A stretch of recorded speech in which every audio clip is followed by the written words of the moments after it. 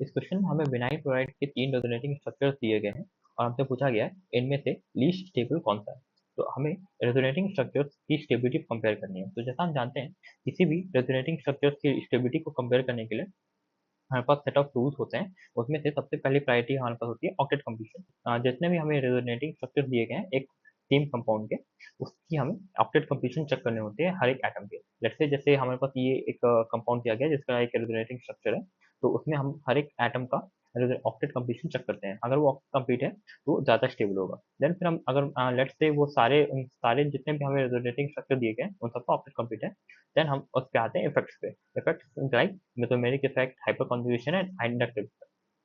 जैसे कि let's say हमारे पास एक ये रेजोनेटिंग स्ट्रक्चर दिया गया है और यहाँ पे एक पॉजिटिव चार्ज है, एक नेगेटिव चार्ज है। देन फिर हम इससे पॉजिटिव और नेगेटिव चार्ज की स्टेबिलिटी को चेक करते हैं इफेक्ट्स के थ्रू। अगर हम इससे भी कंक्लूड ना कर पाए, देन हम आते हैं इससे पॉजिटिव और नेगेटिव चार्ज के डिस्टेंस पे।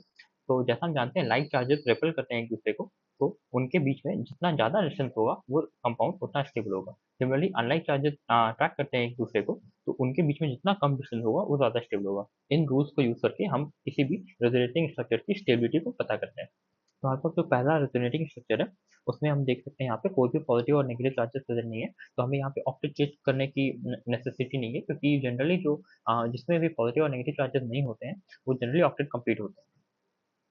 फिर अगर हम देखें सेकंड ऑप्शन, तो अगर हम हमारे पास जो सेकंड रेजोनेटिंग स्ट्रक्चर है उसमें नेगेटिव एंड पॉजिटिव चार्ज दोनों इंक्लूडेड है, तो हमें जो नेगेटिव एंड पॉजिटिव चार्जेस को चेक करना होगा वेदर उस एटम का ऑक्टेट कंप्लीट है या नहीं। तो अगर हम यहाँ पे देखें तो ये जो CH2 माइनस है उसे हम ऐसे ड्रॉ कर सकते हैं और यहाँ पे एक नेगेटिव चार्ज। यहाँ पे हम देख सकते हैं ये CH बॉन्ड में 2 इलेक्ट्रॉन्स हैं, सिमिलरली यहाँ पे भी 2 इलेक्ट्रॉन्स हैं, यहाँ पे भी 2 इलेक्ट्रॉन्स हैं एंड यहाँ पे लोन पेयर वाले 2 इलेक्ट्रॉन्स हैं, 2, 4, 6 एंड टोटल 8। तो इसका इस पर्टिकुलर एटम का ऑक्टेट कंप्लीट है।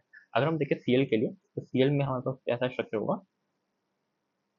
यहाँ पे देख सकते हैं हम, यहाँ पे एक दो ये ये दो बॉन्ड है, टोटल 4 इलेक्ट्रॉन्स हो गए यहाँ पे एंड ये 2 इलेक्ट्रॉन्स एंड ये 2 इलेक्ट्रॉन्स, तो 4, तो 4 प्लस 4 टोटल 8 इलेक्ट्रॉन्स हो गए हमारे पास।